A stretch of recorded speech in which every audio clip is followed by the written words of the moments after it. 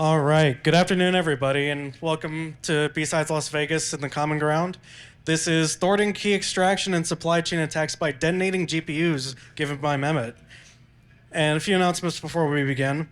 We'd like to thank our sponsors, especially our diamond sponsors, Adobe and Aikido, and our gold sponsors, Formal and Profit. It's their support, along with our other sponsors, donors, and volunteers, that make this event possible.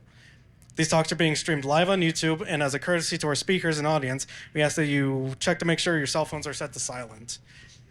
If there is still time by the end of the talk, we will have time for audience questions where I will bring the mic around the room to whoever wants to ask a question.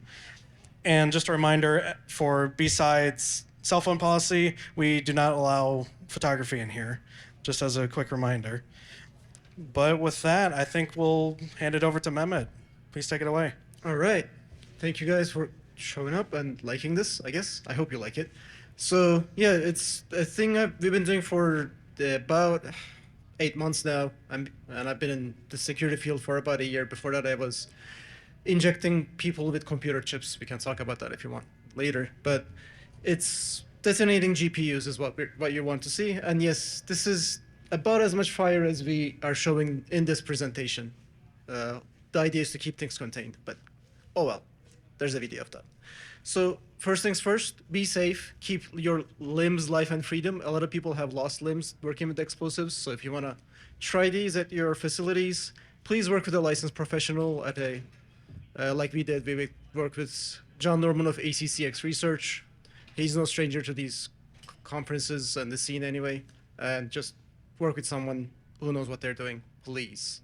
Or don't blame me if you don't. So yeah, we're talking about like why would you want to have self-destruct? Someone who possesses the device does not necessarily is the trusted party for that device. How not to self-destruct? Thermite doesn't work. Just long and short of it, and explosives do. And yeah, so that's the talk. Thermite doesn't work, explosives do. You don't trust people who hold the devices necessarily. And in more details, hardware is vulnerable to physical side channels. You can extract keys from things pretty convincingly. So if someone extracts keys from a device, they can pretend to be that device and so on and so forth.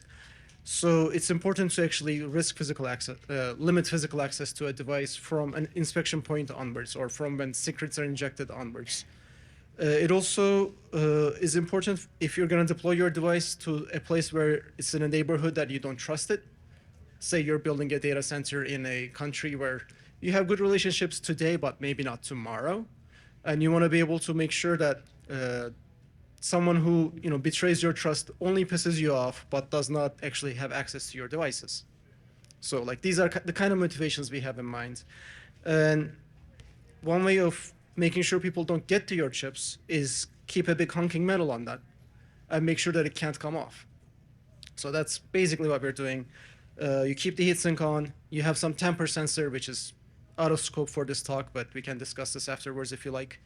And in order for this to be applicable, this destruction needs to be fast, like milliseconds, if not nanoseconds fast. Scalable, so you can actually deploy this in a large, thousands of GPUs, hundreds of thousands of GPUs data center or your SSDs or what have you. And you need to contain the damage so that people who install these things don't lose their digits if these things actually misfire or fire, detonate, and so on and so forth. So we have basically one option, but we tried two. We tried thermites and explosives. There's other things you could think about, and we can discuss afterwards, but these seemed fast and decisive. It turns out thermites are actually somewhat promising in that you can actually manufacture them in a nanofabrication facility, same places where these chips are being manufactured. You just aluminum and copper oxide, stuff you can deposit easily, except takes, if you want to do nano layers, it takes about 10 hours to actually have the stack that you see. And that is, going a little too fast, and we had one ignition out of like 8 wafers just because of how fast you deposit, it heats up. So I don't know if it's that feasible in terms of manufacturing, but we tried it. And we did fire it. And when we fired the chips, they actually got embedded into the plastic, the acrylic stage, but the chips were intact after we actually fired the nano-deposited nanothermite on the chips.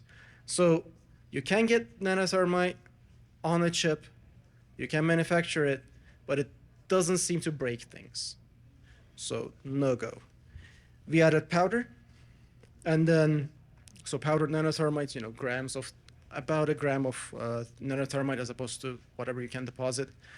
And honestly, it was hard to ignite.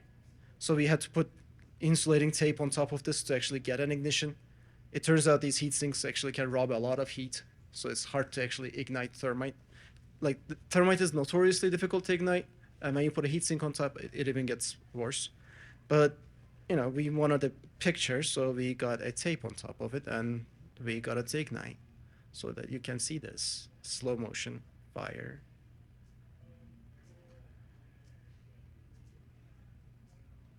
Yeah. So we got that. It turns out the chip got unscathed. It's perfectly fine. It's just fire. Turns out silicon is basically rock. But it's crystalline rock, which we'll exploit. So again, we want something faster, so that we actually want to generate a shock wave and get some destruction going. And we did. We put a detonator behind. We put a detonator on the backside of a GPU, and we got product launch. As you can see, there's the GPU on the left side. After ignition, there is no GPU. So it just launched straight off. We figured, hey, maybe you want to keep a heatsink on. So we did put a heatsink on. This is in Barstow Desert, by the way, if you ever want to visit us.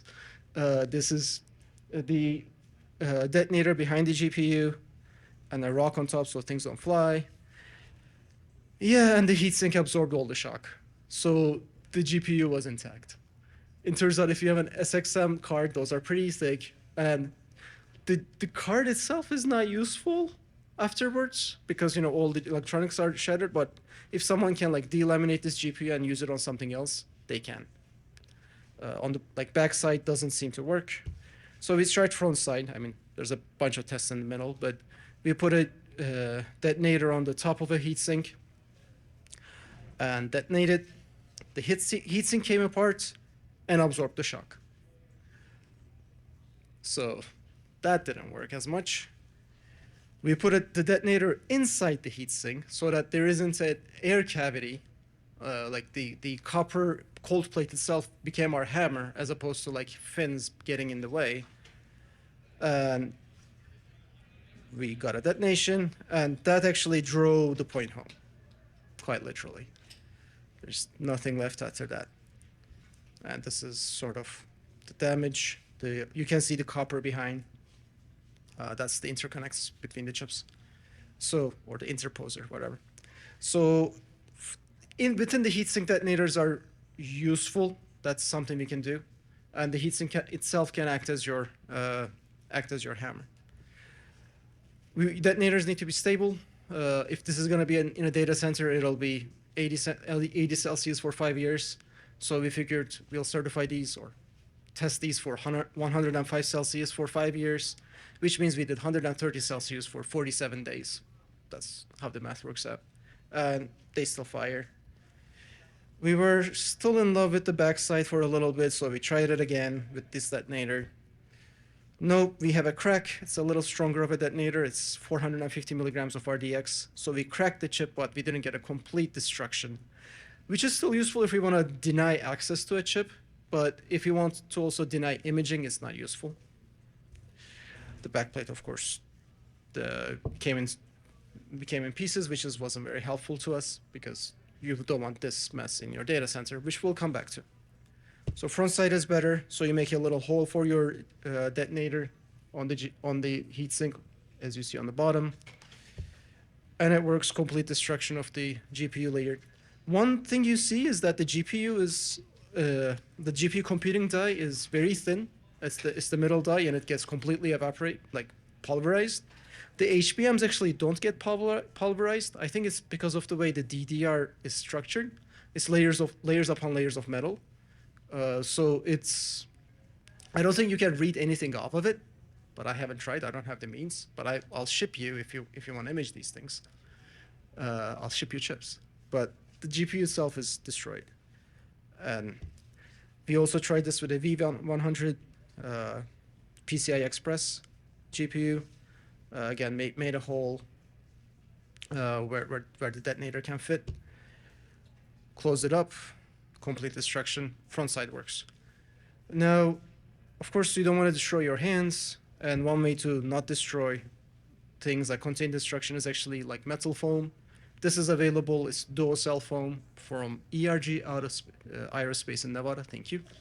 And we actually put it on, put a little bit of aluminum tape just to keep it in place, and in between there's a thin 1 millimeter carbon fiber layer, and we put a Kevlar sock on that. This is a butcher's sleeve, so that you can actually contain the damage and things stay in place. And damage seems to be contained. We still have some work to do, but it seems like we can contain damage. Same thing with the PCI Express card, and it works. So this is after an initiation, the detonator is right behind this plate, this back plate. We had a little hole, but the carbon fiber plate was intact, and nothing really reached the Kevlar even. So what's next? The next is actually make this look neat, and make it and go for an ATF special device exemption. It's a kind of exemption you get for your pyrotechnic fuses and such. If any of you have seen an electric car or driven one, there's actually a powerful bus bar, just a piece of copper, and that's very difficult to fuse normally because there's a huge amount of power going through. So they actually have a small explosive charge, so that actually blows up as a one-time fuse in case there's a fire or an anomaly. So we want to get that kind of exemption for these things, so we can actually, provide these to people who don't have training, and they'll be safe. And same goes for transport. You need to have a transport exemption so that you can actually ship these things without placards, and same with export controls.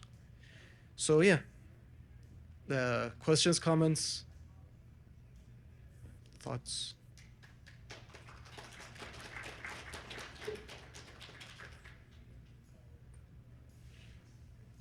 Yes, sir. Have you published a formal paper on this? Not yet, no. Repeat the question. Oh, have you published a formal paper on this? No. We published, in the submission page, I guess, we put a lot of information out there, but no, not a formal paper just yet. Are you planning to release the slides? I'll be happy to. I'll be happy to. Anything else? All right, I'll be around. Oh, yes. A few more questions, but I wanted to give other people opportunity as well. Have you looked into like detecting when someone opens a case and then tying it into like a full system so that you could cause the explosion before someone opens a case and tries to tamper with the device? Yes, yeah, we have. So we're working with like TamperSec out of San Francisco and other players to actually like integrate this into a full system. In fact, you probably want that anyway because you don't want an accessible detonator in there. So it's like two use cases we see is one is a scram button. You have a data center and it's being stormed, so you press the big red button and there's no more a data center, but it's not a big explosion. It's just like everywhere. The other is having what you said, a tamper detectives enclosure, and then this is the tamper response. And where can we read more about your work on this research?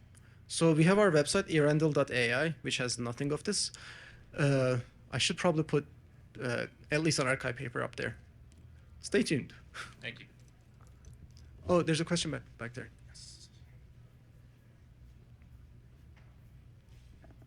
Thank you.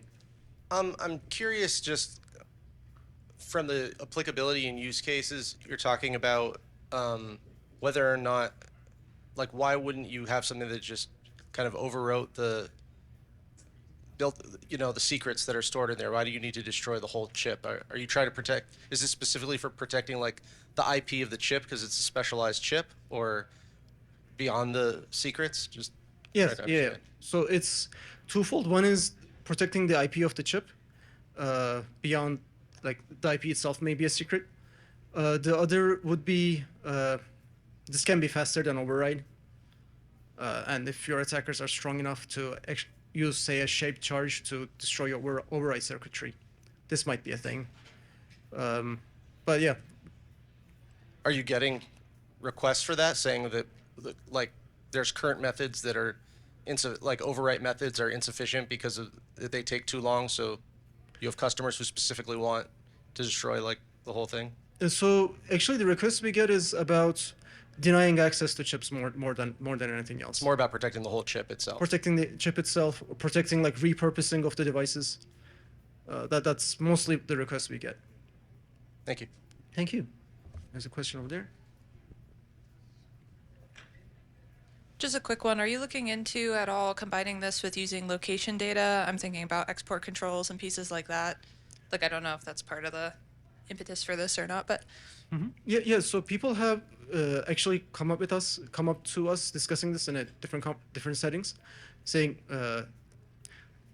some people might want location limiting, and if you want that chip enforced, actually, it's very important to make sure that the keys secrets in the chip can't be extracted or rewritten, and for these GPUs, it's the compute fabric is the hard part, it seems. So if people can actually inject their own keys or spoof keys, they can actually get around hardware-backed export controls. So a self-destruct would be very useful for that.